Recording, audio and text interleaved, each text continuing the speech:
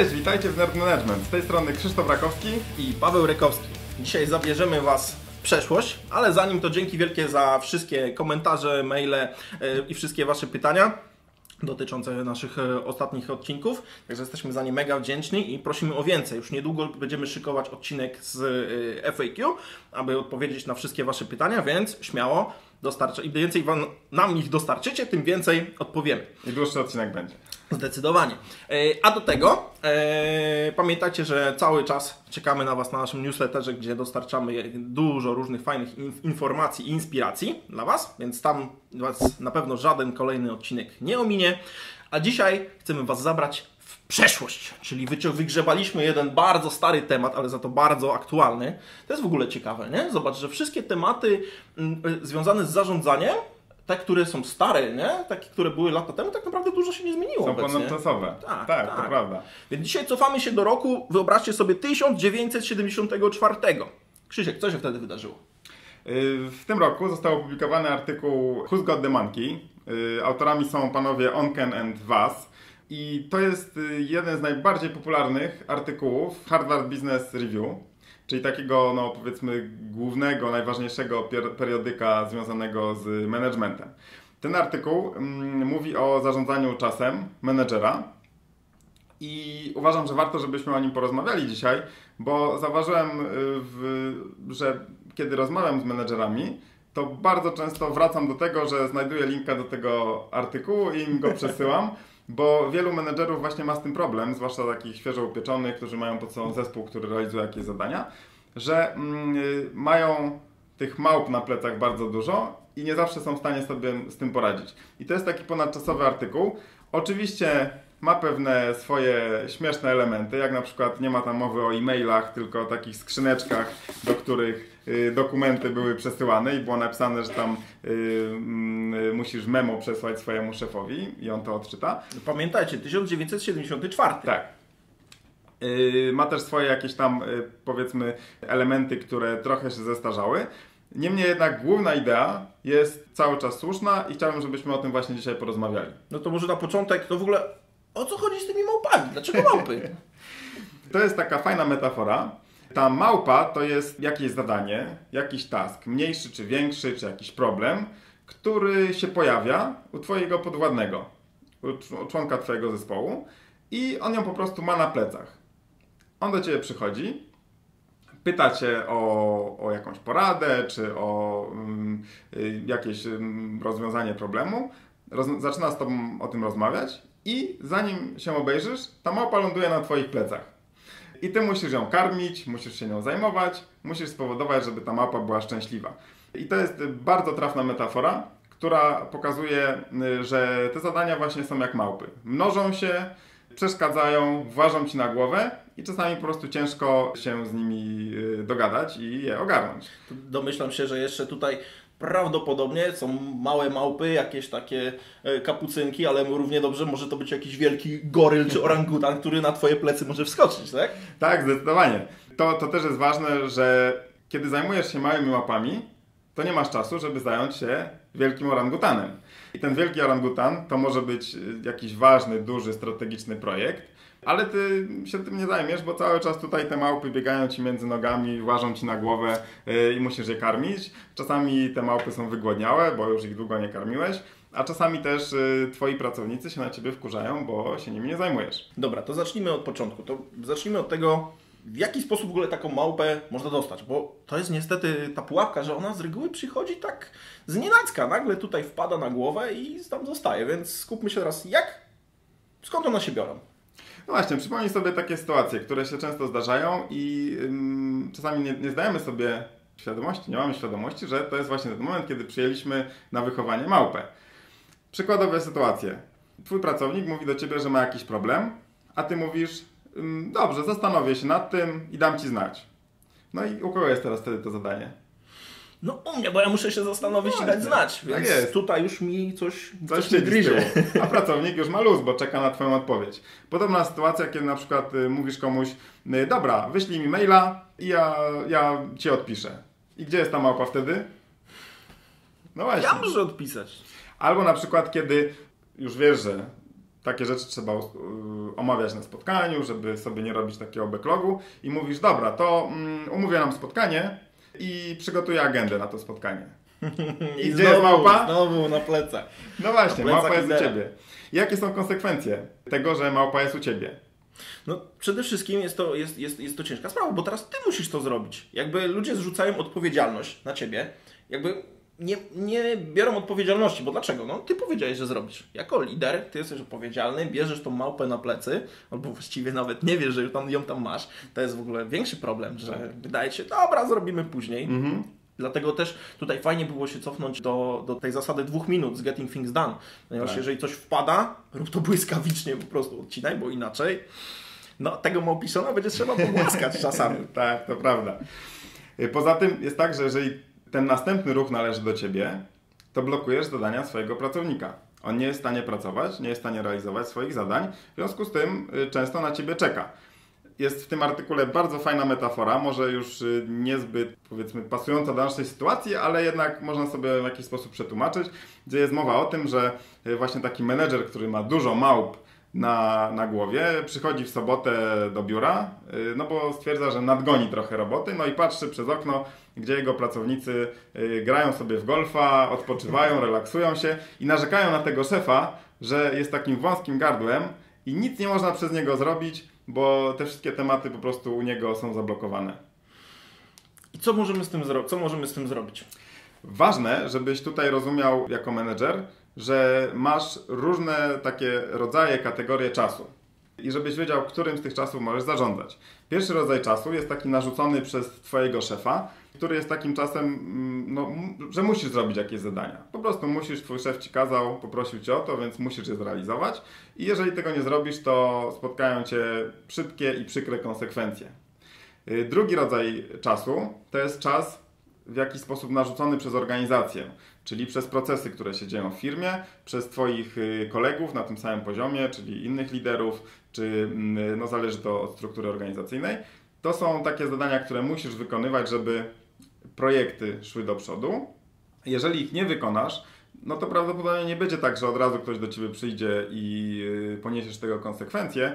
Niemniej jednak z czasem twoja reputacja, twoja pozycja, czy twoja współpraca właśnie z kolegami będzie się pogarszać. I trzeci rodzaj czasu, to jest dopiero ten czas, który należy do ciebie, to jest twój własny czas.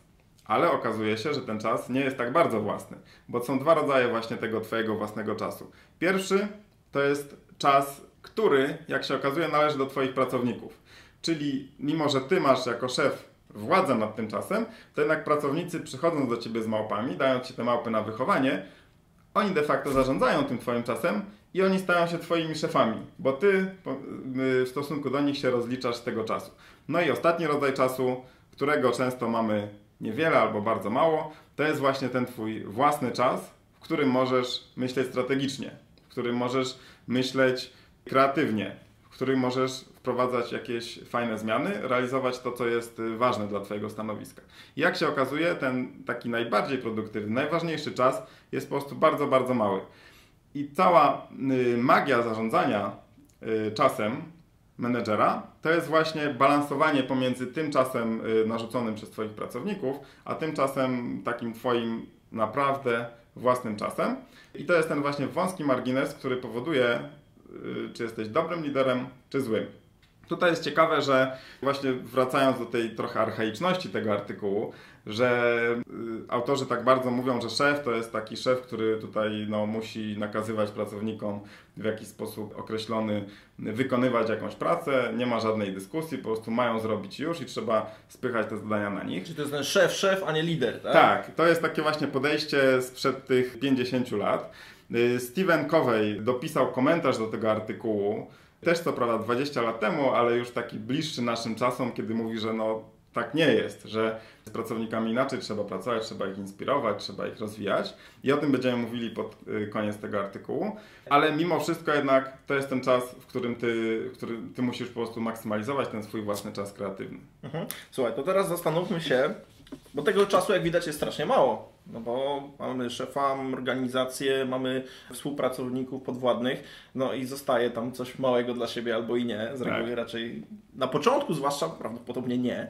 No i latają te małpy wszędzie, nie? Jest ich po prostu pełno, no to teraz zastanówmy się, dobra, no to jakie możemy przyjąć zasady, żeby tymi małpami się zająć? Pierwsza zasada, trochę okrutna, małpy muszą być karmione albo zabite. Piękna, czyli będziemy... Tak.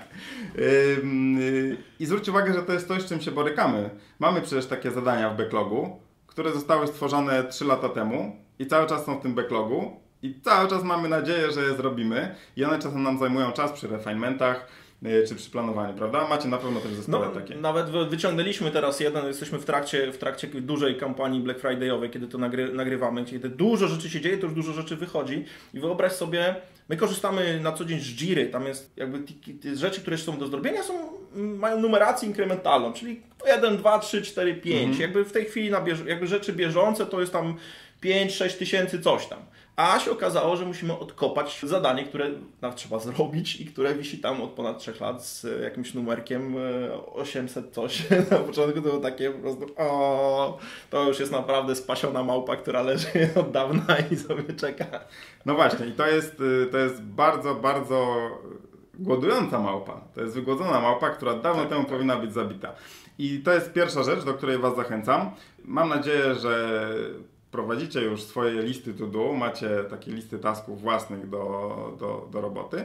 I pierwsza rzecz, którą polecam, to przejrzenie tej listy, zobaczenie, co tam zalega od roku, od 2, od kilku miesięcy i zastanowienie się, czy ta małpa musi być nakarmiona i wtedy zróbcie pewne rzeczy, o których zaraz powiemy, czy niestety musimy się z tą małpą pożegnać, no i ją zabić. Ja bym dodał jeszcze jedną taką ciekawą analogię tutaj, bo jeżeli zastanawiacie się, bo to jest tak jak z rzeczami w domu, nie? Że mamy często te rzeczy zbieramy i teraz kiedy przychodzi ten czas właśnie, kiedy zbierzemy tą listę, patrzymy na te wszystkie rzeczy i się zastanawiamy, co możemy właśnie ubić, co możemy po prostu zabić, wyrzucić, pozbyć się tego, to warto też zadać sobie takie pytanie, jeżeli to są rzeczy, nad którymi wy panujecie, wy zarządzacie, bo wiadomo, jeżeli to są rzeczy, które są narzucone przez organizację, przez szefa, no to wiadomo, tutaj nie ma za dużo gadania, po prostu trzeba to zrobić. Ale jeżeli wy decydujecie i już macie jakąś wątpliwość, czy to na pewno na tej liście powinno zostać, czy nie, to może warto zadać sobie takie pytanie, czy ta rzecz, jak ją zrobię, w ogóle będzie sprawiać mi radochę. Jeżeli nie będzie mi sprawiać radochy i już macie wątpliwości, że w ogóle, czy to w ogóle ma jakikolwiek sens, wywalajcie od razu. Więc lepiej zabijać od razu takie rzeczy i mieć spokój z głowy. Zdecydowanie. Kolejny punkt w tej instrukcji postępowania z małpami to jest coś, co znajdujemy potem po wielu latach w obecnych agile'owych metodykach, czyli limitowanie tej work in progress, tych małp, które mamy na głowie. Musisz w pewnym momencie sobie umieć określić, ile pracy jesteś w stanie przyjąć, ile tych małp jesteś w stanie przyjąć pod opiekę i musisz po prostu limitować ich liczbę. Nie możesz brać tych zadań, tych małp nie wiadomo ile, tylko musisz mieć jasny limit. Jeżeli małp jest więcej, musisz szukać rozwiązania, w jaki sposób ich nie przyjmować. Może wziąć później, może przez pewne techniki, o których powiemy, po prostu poprosić kogoś innego, żeby się zajmował tą małpą. Dobrą taką praktyką będzie na pewno też rozszerzanie po prostu swojej skali możliwości, czyli jeżeli nie wiesz, ile możesz wziąć, weź jedno. Jeżeli już czujesz, że tym jednym jesteś w stanie ogarniać i to jest ok, możesz wtedy rozszerzać, ale nie tak, z reguły jest na odwrót, nie? Z reguły jest wszystko do mnie, a potem się zobaczy. Nie, tak, zacznijcie od jednego i później polećcie dalej. No dobrze, ale te małpy ustaliliśmy, że trzeba je karmić, czyli trzeba powodować, żeby temat szedł do przodu, ale ustaliliśmy też, że e-mail to jest coś, co wrzuca to na Twoje barki. No to jak można to zrobić, żebyś ty nie był tą osobą blokującą, która ma w inboxie tego maila, na który trzeba odpowiedzieć? No najlepszym sposobem jest przekazać inicjatywę. Jeżeli jest coś do zrobienia i możesz to delegować, na przykład ktoś chce wysłać tego maila do Ciebie, no to na tego maila przede wszystkim, jeżeli już przyszła ta małpa, to po pierwsze odpowiadaj szybko i przekieruj inicjatywę dla tego, który z tym tematem wyszedł. Niech on się tym zajmie. Tam musisz odbijać piłeczkę, żeby nic nie zostało na Twojej głowie. Tak, to prawda. To jest dobra metoda, zresztą związana z Getting Things Done. Jeszcze raz to powtarzamy. Poza tym warto, żeby karmienie małp odbywało się na spotkaniach. Czyli nie żeby się właśnie robić tę piłeczkę mailową, tylko żeby umówić się na spotkanie i żeby wtedy na tym spotkaniu omówić następne kroki. I to jest 5. punkt tego właśnie przewodnika po karmieniu małp. Czyli trzeba ustalić z pracownikiem czy z zespołem następne kroki, co się wydarzy, jakiej konkretnie pomocy pracownik od Ciebie oczekuje i ustalić, kiedy na przykład będzie następne spotkanie czy następny punkt, kiedy sobie zastanowimy się nad tym, jakie robimy postępy. Zobaczcie, jak to się fajnie wpisuje w ogóle w całą metodologię agile'ową, że mamy daily, spotkania codzienne, kiedy właśnie się zastanawiamy, dobra, co robimy, jak to idzie, czy jest problem, są refinementy, na których patrzymy, co mamy do zrobienia w przyszłości i właśnie analizujemy te kroki, mamy planowanie, mamy review, kiedy to wszystko sprawdzamy i tak samo spotkanie 1 na 1 w kontekście już stricte pracy z zespołem. Tak, zdecydowanie. To jest ten moment, kiedy następuje ta wymiana informacji właśnie na spotkaniach, więc dlatego też właśnie odkopaliśmy ten artykuł, bo Agile, te metodyki, których teraz używamy, czerpią pełnymi garściami z tej koncepcji. Zresztą pewnie dlatego jest to najpopularniejszy artykuł HBR.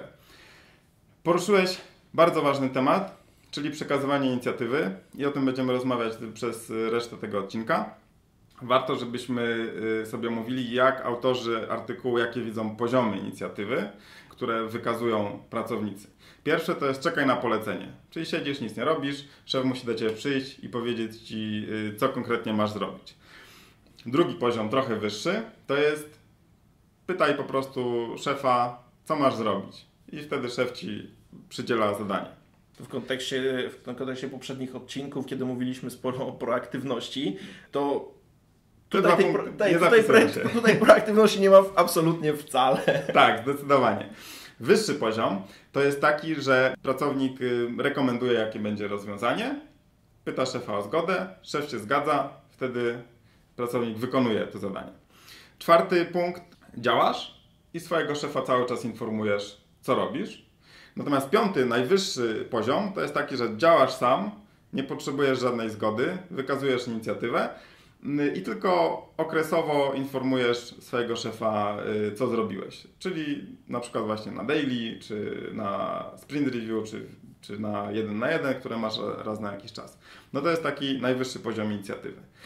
I powiedz mi, jakich pracowników z jakim poziomem inicjatywy chciałbyś mieć w idealnym zespole? Najwyższy, no wiadomo, właśnie. Żeby robili po prostu, jeżeli chcą coś zrobić, żeby robili swoje rzeczy, a nie przychodzili cały czas, czy pytali, czy w ogóle usiedli i czekali. Takich też miałem i takich też się pozbywałem. Więc oczywiście.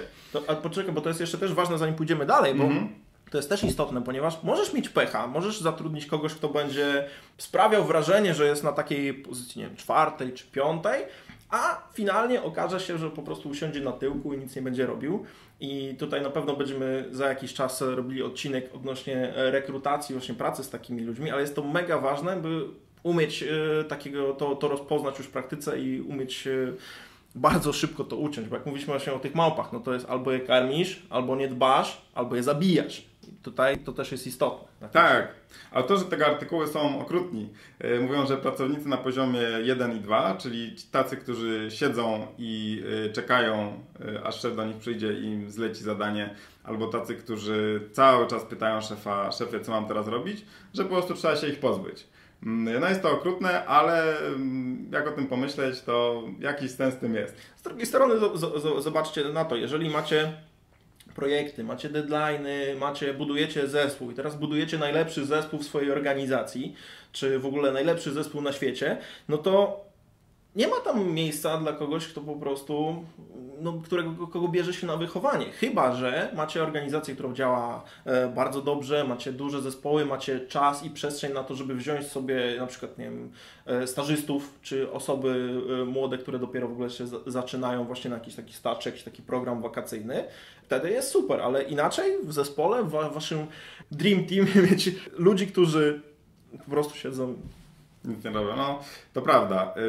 To często zależy od nastawienia indywidualnej osoby. My mamy świetne doświadczenia u nas w EMAG-owym IT Hub z przyjmowaniem juniorów, którzy nabierają prędkości bardzo, bardzo szybko awansują, szybko doganiają pozostałych kolegów. Więc warto, żeby podkreślić, że to nie jest związane z poziomem doświadczenia czy z wiedzą, tylko bardziej takimi cechami charakteru z jednej strony, ale z drugiej strony z tym, na ile ty jako lider jesteś w stanie stworzyć takie środowisko, w którym te osoby będą chciały coś zrobić, będą chciały się rozwijać. Przede wszystkim one muszą chcieć, bo jeżeli nie chcą, to nie da się nikogo zmusić. Z mojego doświadczenia nie da się nikogo zmusić, nie? Do tego, żeby przeskoczył te kilka poziomów. Nie? Więc teraz dobra, jeżeli mamy jakiś temat, no to co, czy mamy daną osobę, to wypadałoby się zastanowić, na jakim poziomie taka osoba jest. To bardziej nie jest kwestia osoby, tylko to jest kwestia każdej małpy. Każde zadanie, które mamy, rozmawialiśmy o tym, że powinno to być jakieś spotkanie, na którym się ustali dalsze losy tej małpy.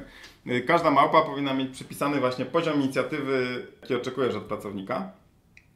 To jest kolejny raz coś, co widzimy w nowych koncepcjach, które widać źródło tego w tym artykule, czy też w, powiedzmy, podobieństwo, czyli Management 3.0.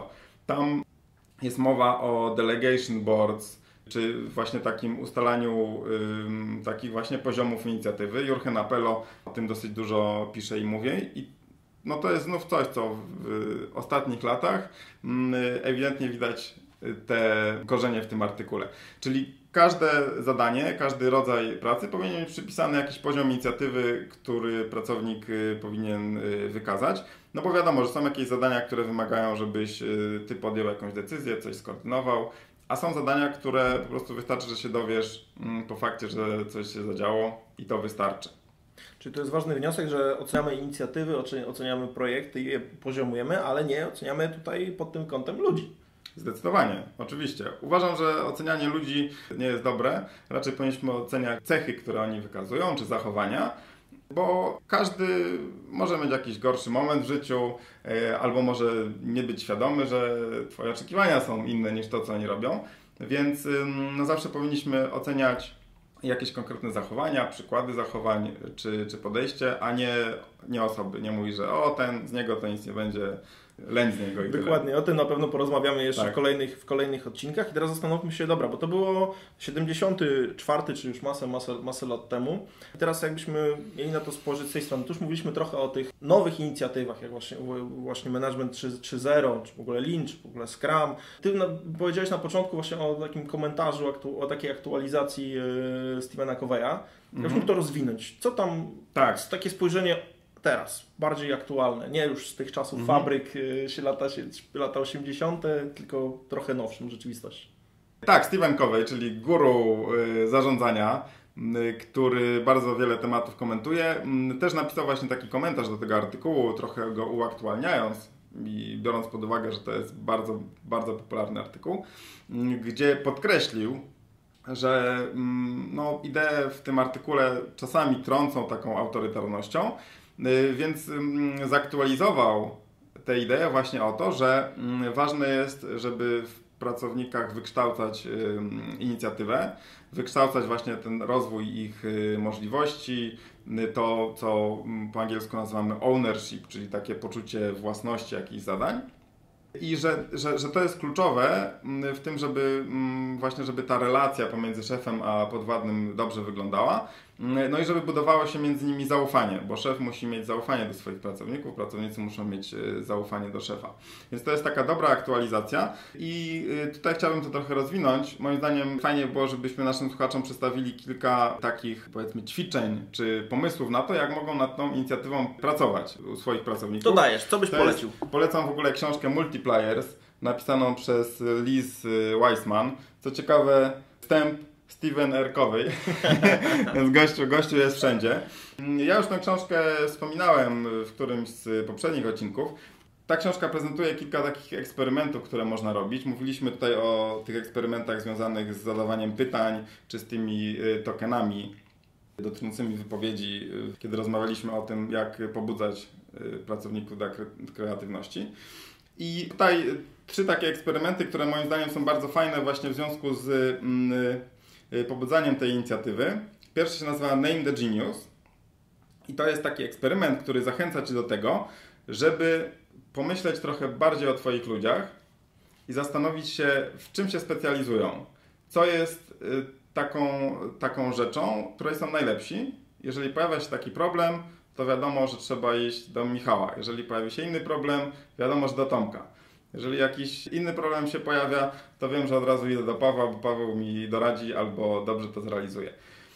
I mając tę świadomość, w jaki sposób, w czym są najlepsi, oczywiście to nie jest tak, że to sam musisz wymyśleć i już, tylko musisz z nimi o tym porozmawiać, żeby zweryfikować ten Twój pogląd, że wtedy możesz właśnie ich używać, tak brzydko mówiąc, w takich właśnie projektach, które najlepiej się parują z tymi ich umiejętnościami. Masz takie przypadki?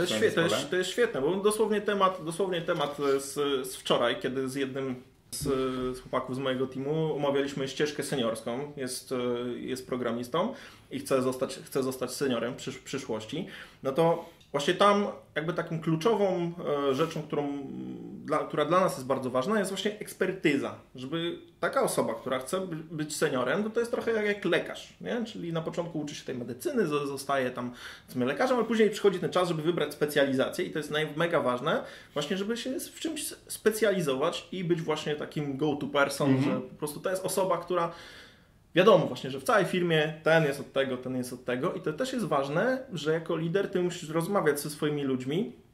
Jeżeli macie żadnych procesów, my na przykład mamy pełne całe procesy pod ścieżkę kariery i cały ten flow zrobione i to też warto mieć, żeby to nie było na zasadzie nadawania stanowisk przez zasiedzenie bądź tak na zasadzie, nie wiem, lubię cię, to masz, nie? Później rynek to weryfikuje i to bardzo brutalnie, więc nie róbcie tego ludziom. I to jest super, właśnie, żeby mieć tych ekspertów od danych tematów i to mieć ich w swoim zespole, ale też mieć ich w firmie, nie? Bo u nas to jest w ogóle bardzo fajne, ponieważ są ludzie w różnych teamach, gdzie jednak pracujemy w różnych obszarach, jakby skupiamy się na różnych obszarach na co dzień, ale wiemy, że w tym teamie jest ta osoba, w tym teamie jest ta osoba, w tym teamie jest ta osoba, która po prostu ten zna ten temat i jest super, bo nawet jeżeli ktoś inny ma problem, to może do niego przyjść, poprosić o pomoc, o radę i wszyscy tutaj sobie super pomagając. Tak, zdecydowanie. Bardzo mi się podoba, że wspomniałeś o seniorach, bo kolejny eksperyment z tej książki właśnie Multipliers jest bardzo dobry dla seniorów, ale nie tylko. Ten eksperyment nazywa się Super Size It, czyli cały czas dawaj Twojemu zespołowi, poszczególnym osobom wyzwania, które są trochę powyżej ich możliwości. I kreuj właśnie tę próżnię, taką trochę powyżej ich możliwości, żeby to ich po prostu ssało do góry. Bo jeżeli ktoś dostaje cały czas zadania, które są poniżej jego możliwości, no to wiadomo, że w pewnym momencie będzie znudzony. Więc to jest kolejne wyzwanie. Nie dotyczy tylko tych osób, które aspirują do seniora, tylko każdego, żeby cały czas mieli jakiś projekt, jakieś wyzwanie, jakieś zadanie, które jest trochę powyżej ich możliwości. No trochę albo bardzo, to zależy często od charakteru czy ambicji. Mnie na przykład takie wyzwania bardzo motywują i bardzo się cieszę, jeżeli dowiaduję się, że jest jakiś projekt, jakieś zadanie, którego wcześniej nie miałem styczności z czymś takim, bo to jest super sprawa, żeby czegoś nowego się nauczyć, żeby mieć taką jakby świeżą motywację do pracy. To jest też fajne w kontekście tego szklanego sufitu, nie? Że ty myślisz, że już zrobiłem takie grube zadanie, to już jest wszystko, a nagle się okazuje, że nie, tam jest jeszcze dużo miejsca, można więcej. Też ważne, żeby tutaj lider był kimś, kto pomoże i pomoże też dostrzec, że tutaj macie jeszcze więcej miejsca, to jeszcze można to. Ty myślisz, że tu już super, a tak naprawdę dopiero się wykopałeś z dziury, a nie wszedłeś na górę. Więc super. Tak, to prawda. Ale zobacz, jeżeli cały czas ludziom dajesz jakieś zadania, które są dla nich nowe, no to mogą się potknąć i mogą popełnić błąd. I to jest właśnie trzecie wyzwanie, które wybrałem dla Was, które się nazywa Make Space for Mistakes, czyli daj właśnie taką przestrzeń do tego, żeby popełniać błędy, no bo jeżeli robisz nowe rzeczy, z którymi nie masz doświadczenia, no to jest naturalne, że te błędy będziesz popełniać. Ludzie najbardziej się uczą na błędach, no bo wtedy wyciągają jakieś wnioski. Dobrze też mieć kulturę takiego rozmawiania o błędach, tak jak mamy u nas w EMA, gdzie jeżeli coś się wywali, to piszemy postmortems, gdzie zastanawiamy się nad tym, co poszło nie tak, ale nie myślimy o tym, kto popełnił błąd. Tylko bardziej właśnie, co moglibyśmy zrobić lepiej. Dokładnie, nie ma my, wy, oni zepsuli i tak dalej, tylko szukamy rozwiązań. Tak, to jest ważne, żeby to było jasne, że jest ok popełniać błędy, nie jest ok nie uczyć się na błędach. Tak. I to są takie 3 wyzwania, które moim zdaniem są wartościowe i możecie je spróbować, żeby rozwijać tę inicjatywę wśród waszych ludzi. Czyli podsumowując, pierwsze to było Name the Genius, czyli wiedz, w czym ludzie są dobrzy i w czym chcą się specjalizować. Drugie, supersize it, czyli zrób właśnie to miejsce, napompuj ten ich balon, pokaż ten szklany sufit i zrób tam jeszcze trochę miejsca, żeby właśnie mieli te możliwości i tą przestrzeń na to, żeby robić i make space for mistakes. Daj ludziom popełniać błędy, bo na błędach się będą uczyć najlepiej. Tylko pilnuj, żeby się uczyli na tych błędach. To jest też bardzo fajne zapytać zawsze, jeżeli coś poszło nie tak, jakie ktoś z tego wnioski wyciągnął. Zdecydowanie. Na przykład robiliśmy, teraz trochę od tego odeszliśmy, ale myślę, że warto do tego wrócić, bo to było bardzo fajne narzędzie, tak zwany Success Book, gdzie spisaliśmy właśnie sukcesy, porażki i też właśnie tam było miejsce na wnioski, czyli jeżeli ktoś coś odwalił, ktoś zepsuł, coś się wydarzyło, to jakby to by miało miejsce na to, żeby właśnie napisać i podzielić się z innymi, czego się przez to nauczył. Nie? I to jest też warto mieć jakieś narzędzie, jakiś zeszyt czy formę, nie wiem, zapisu danych z retrospekcji na przykład. Właściwie to przenieśliśmy bardzo mocno na retrospekcję, bardziej się teraz skupiamy na retrospekcji niż takiej indywidualnej pracy i to jest super. Ważne, żeby pamiętać, bo ludzka natura jest taka, że zapamiętujemy czy skupiamy się na tych błędach, które ktoś popełnił. Ważne, żeby też pamiętać, co zrobiliśmy dobrze i czego się nauczyliśmy z tego, że zrobiliśmy coś dobrze. Dobra, podsumujmy sobie dzisiejszy odcinek. Rozmawialiśmy dzisiaj o hodowli małp. Czyli do strzelaniu do nich. Tak, czyli o artykule Who's Got the Monkey z 1974 roku, który nadal jest aktualny. O tym, w jaki sposób zarządzać tymi małpami, czyli tymi zadaniami, z którymi przychodzą do nas pracownicy, z którymi borykają się nasze zespoły. I rozszerzyliśmy to o kilka wątków związanych z poszerzaniem tej inicjatywy naszych pracowników. Odnieśliśmy się tutaj do materiałów z książki Multipliers. Oczywiście w materiałach do tego odcinka znajdziecie wszystkie potrzebne linki, link do artykułu, żebyście też mogli się z nim zapoznać i wszystkie inne materiały. Pamiętajcie, że cały czas czekamy na Was na newsletterze. Subskrybujcie koniecznie to wideo, żebyście mieli informacje o tym, kiedy pojawiają się następne. A najlepiej zapiszcie sobie w kalendarzu co drugi wtorek, ponieważ co drugi wtorek, dokładnie o godzinie 8:00 pojawiamy się i na Facebooku, i na YouTubie, i na platformach podcastowych. Także aby Was nic nie ominęło i byście mogli korzystać z Nerd Management jak najlepiej. Czekamy również na Wasze pytania, czekamy na Wasze propozycje tematów, to co Was interesuje, to co Was ciekawi, albo może nawet co Was aktualnie boli. Chętnie pomożemy, więc tyle na dzisiaj. Widzimy się w następny wtorek 8:00. Cześć, wesołych świąt! Na razie, hej!